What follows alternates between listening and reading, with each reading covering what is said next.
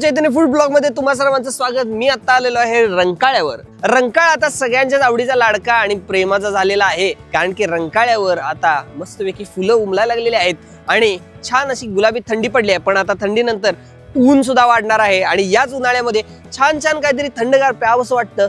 मग काहीतरी मोठ्या विदेशी कंपन्यांची कोल्ड ड्रिंक्स पिण्यापेक्षा मी तुम्हाला आज दाखवणार आहे रंकाळ्यावर स्वतः आपल्या मराठी माणसांनी जे व्यवसाय चालू केलेत आणि त्या ठिकाणी मिळतात छान छान कोल्ड ड्रिंक्स। चला तर मग सुरुवात करूया आजच्या स्पेशल व्हिडिओला। चला, येताय तुम्ही माझ्या बरोबर।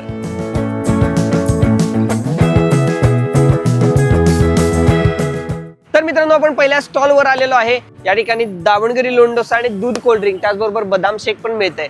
इकडे पेट्रोल पंप आहे रंकाळ्यावरचा, जो जिकडून देवकर पाणीला जायला रोड आहे त्याच्याच, आणि इकडे जाणार आहे तलवार चौकडे रोड, त्याच रोडच्या मध्येच हा तुम्हाला स्टॉल बघायला मिळेल।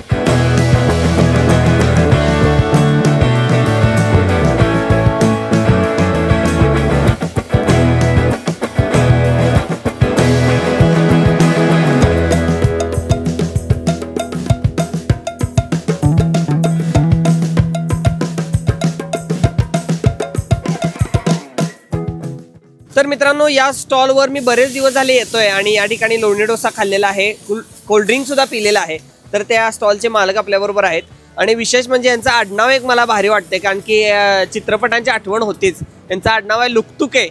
तर किती दिवस झाले इथं येत आहे आणि कसा एक्सपिरियन्स? मी ते जवळ 2.5 वर्ष चालू करून झाली मला। मध्यवस्थित नसल्यामुळे 1-1.5 किलोमीटर जरा लोकांनी अजून रिस्पॉन्स तसा म्हणजे खाऊन बघितलेला नाहीये। किती वाजता येते?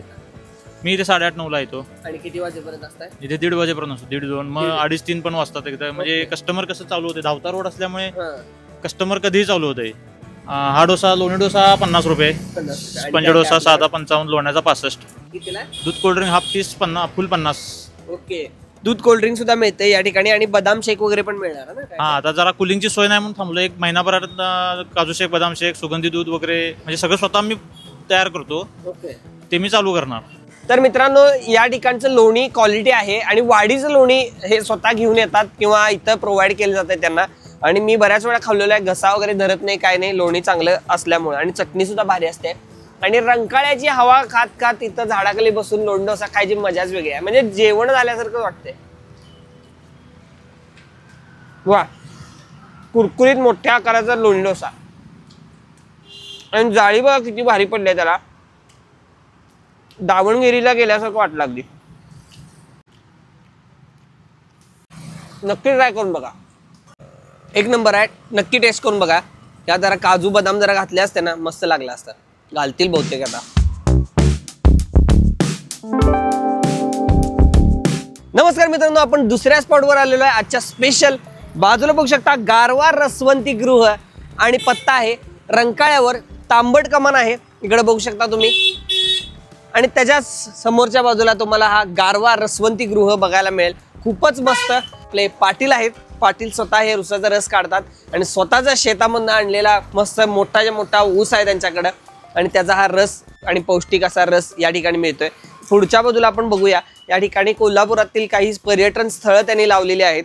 वा, त्यामुळं थोडा वेळ आपण माहिती बघत इथं थोडा वेळ वाचन करत घालवू शकतोय, तोपर्यंत थंडगार असा रस आपल्याला प्यायला मिळणारच आहे। त्याचबरोबर या बाजूला ऊसाच्या रसाचे फायदे सुद्धा दिलेले आहेत, की काय काय फायदा होतो ऊसाचा रस पिल्यानंतर। ऊसाच्या रसाच्या फायद्यानंतर या बाजूला तुम्ही बघू शकता की कोल्हापूर जिल्ह्याचा पूर्ण मॅप लावलेला आहे आणि त्यामध्ये तालुके किती आहेत, त्या तालुक्यांमध्ये गावं कोणकोणती आहेत, ही सगळी माहिती या ठिकाणी दिलेली आहे। खरंच खूप अभ्यासपूर्ण पद्धतीनं त्यांनी हा स्टॉल सजवलेला आहे, मला खूप आवडला।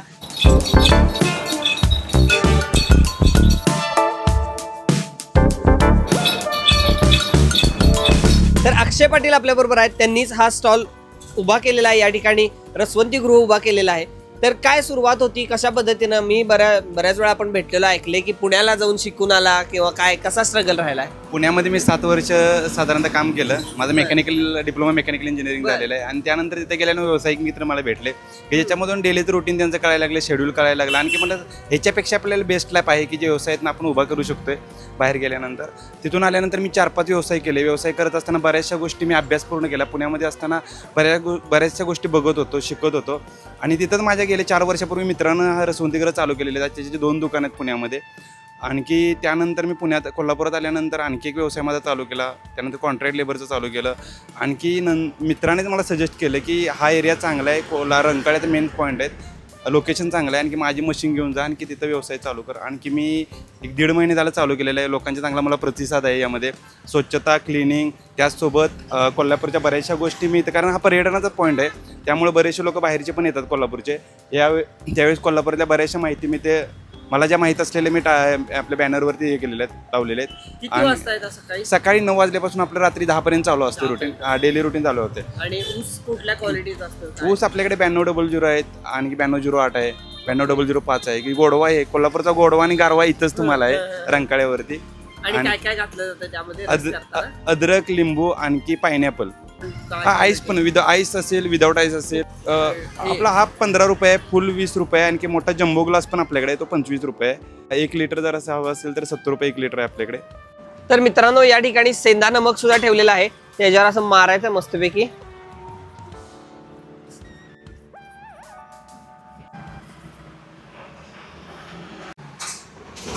एक नंबर. मित्रांनो, एवढा मोठा ग्लास तुम्ही कधी पिलाय काय? असा ओटाला लावून पूर्ण संपवलाय काय? कमेंट बॉक्स मध्ये कमेंट करून कळवायला विसरू नका. पुढच्या स्पॉटवर गेलो ते म्हणजे संध्या मठच्या इथं बबल बार असं नवीन सध्या ट्रेंडिंग मध्ये असलेला विषय आहे हा. बघूया म्हटलं काय आहे तरी नेमकं, म्हणून मी गेलो आणि मेनू कार्ड बघितलं तर 100 रुपये ते 120 रुपयेपर्यंत या ठिकाणी सगळे हे मेनू होते. आणि भाऊला म्हटलं एक चॉकलेट स्पेशल लाव. त्यानंतर त्यानं सुरुवात केली. बघा, हे काहीतरी एक वेगळा मिक्सर टाईपमध्ये मशीन आहे, ते घेतलं. त्यामध्ये एक स्पेशल पावडर घातली, मला चॉकलेट पावडर वाटते ही. चॉकलेट फ्लेवरचे बबल त्यानं आणले एका डब्यामधनं आणि एक चमचा घालून ते ढवळून घेतलं. आणि आता हे सगळं त्यामध्ये ग्लासमध्ये ओततोय. बघा,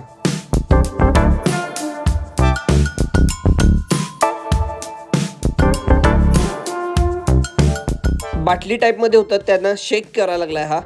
आता शेक केल्यानंतर पुन्हा एकदा ग्लासमध्ये ओतलं जाणार हे सगळं. आपण जेली खातो त्या पद्धतीनं वेगवेगळ्या प्रकारचे फ्लेवरचे हे बॉल्स असतात असं त्यानं विचारल्यावर सांगितलं. स्ट्रॉ थोडा वरच्या बाजूला ओढून त्यानं प्यायला सांगितलं. लिक्विड आणि बॉल्स असे एकत्र येऊ लागले. त्या स्ट्रॉमध्ये तो बॉल यायचा आणि थोडंसं लिक्विडसुद्धा यायचं. दाताखाली चावल्यावर एक फ्लेवर त्यामधून बाहेर पडायचा. असं हे कोल्ड्रिंक होतं. बघा, तुम्हाला आवडते का? पत्ता आहे संध्या मठच्या अगदी समोर. तर मित्रांनो, चौथ्या स्पॉटवर आपण आलेलो आहे. HP सोन्याच ॲपल मिल्कशेक वगैरे या ठिकाणी मिळते. आणि हा स्टॉल 1 वर्ष झाले चालू झालेला आहे. या ठिकाणी खूप चांगला रिस्पॉन्स मिळतोय. हेच आहे या ठिकाणचं ॲपल मिल्कशेक. बघा, यामध्ये मिल्क आहे आणि ॲपल खिसून टाकलेले आहेत.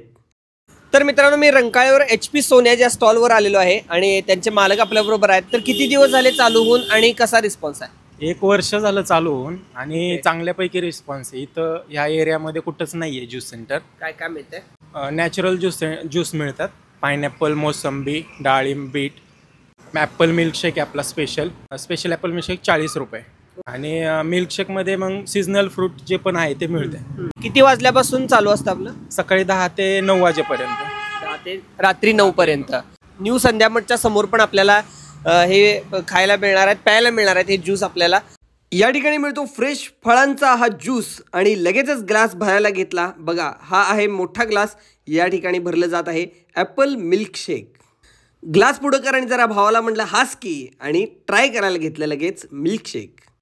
वा, मस्त थंडगार आणि ओरिजिनल ह्याच्यामध्ये ॲपल आहे. बघू शकता तुम्ही. नक्की एकदा ट्राय करून बघा.